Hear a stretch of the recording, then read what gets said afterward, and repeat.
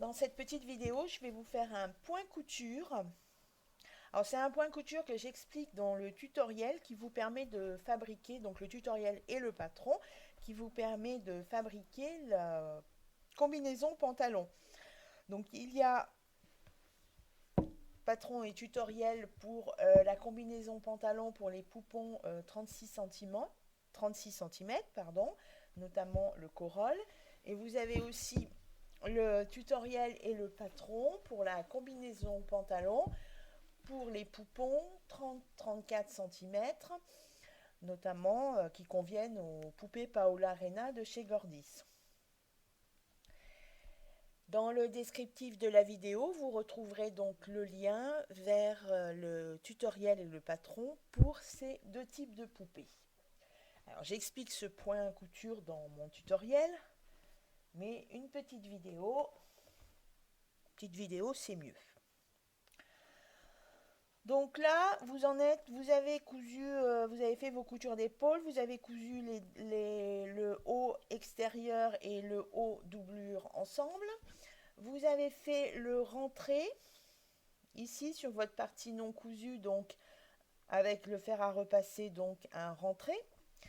Et donc là, je vais vous expliquer comment faire la couture de côté, c'est-à-dire la couture de côté du haut. Voilà, donc la couture de côté du haut, aussi bien pour le tissu extérieur que pour la doublure. Alors voilà, vous en êtes là au niveau de votre ouvrage et maintenant vous allez devoir faire les coutures côté. C'est-à-dire vous allez devoir faire ces coutures. La couture côté tissu extérieur et la couture côté tissu doublure, puisque le haut de la combinaison est doublé. Donc voilà, vous en êtes là. Alors, vous prenez le côté droit ou gauche, peu importe, et vous prenez donc là c'est le côté droit dos. Vous prenez donc le côté droit devant, tissu extérieur. Donc vous mettez bord à bord vos plis, le pli au fer à repasser, ce qui correspond à bord avec vos deux tissus. Et là vous mettez donc une épingle ici et vous mettez une autre épingle, voilà, au niveau de l'arrêt de votre couture.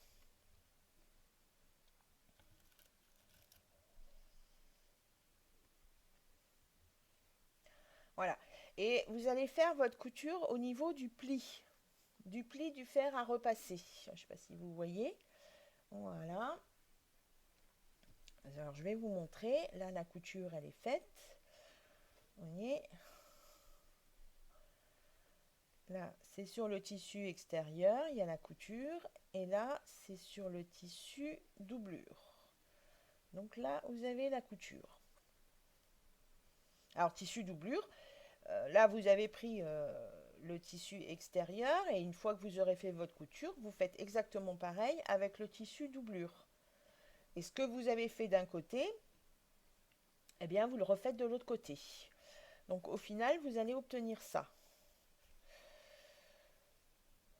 Une couture point droit qui sera faite dans le pli de la marque fer à repasser. Et vous vous arrêtez, vous voyez, là c'est votre couture épaule. Vous vous arrêtez à 2 mm avant votre couture. Vous faites ça après avec l'autre tissu. Et une fois que c'est fait, ben voilà, vos coutures sont faites des deux côtés. Alors une fois que vous avez fait vos coutures, vous pensez bien à ouvrir vos coutures avec la pointe de votre fer à repasser. Donc quand vous l'avez fait d'un côté, ben, vous le faites de l'autre côté. Voilà. Et donc au final, là vous avez le devant et là vous avez le dos. Et les coutures de côté sont nickel chrome, doublure et tissu extérieur.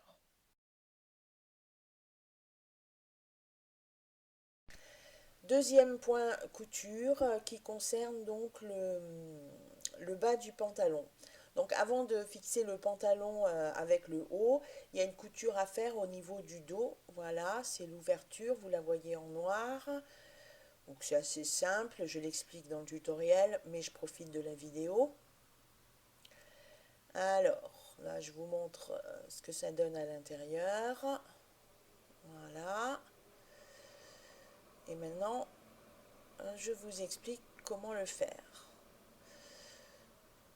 Donc, la première étape, c'est de marquer le dos avec le fer à repasser dans la continuité de votre couture. Voilà, vous faites un premier pli, un premier rentré dans la continuité de votre couture. Ensuite, vous faites un deuxième rentré. Voilà, deuxième rentrée. Et ensuite, à l'extrémité, vous pliez à l'intérieur le bord, ça fait un rectangle. Comme ça, le bord. Donc, vous voyez là, vous avez le rectangle.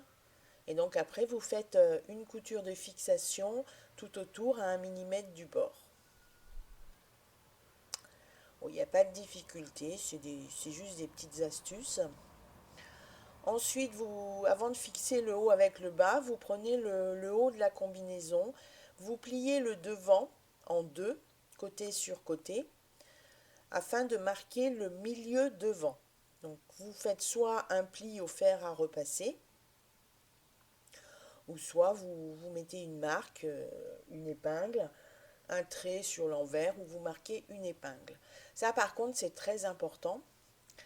C'est très important parce que quand vous allez fixer le haut avec le bas, vous allez devoir bien faire correspondre la couture milieu devant du pantalon. Voilà, vous avez la couture milieu devant, la fourche devant.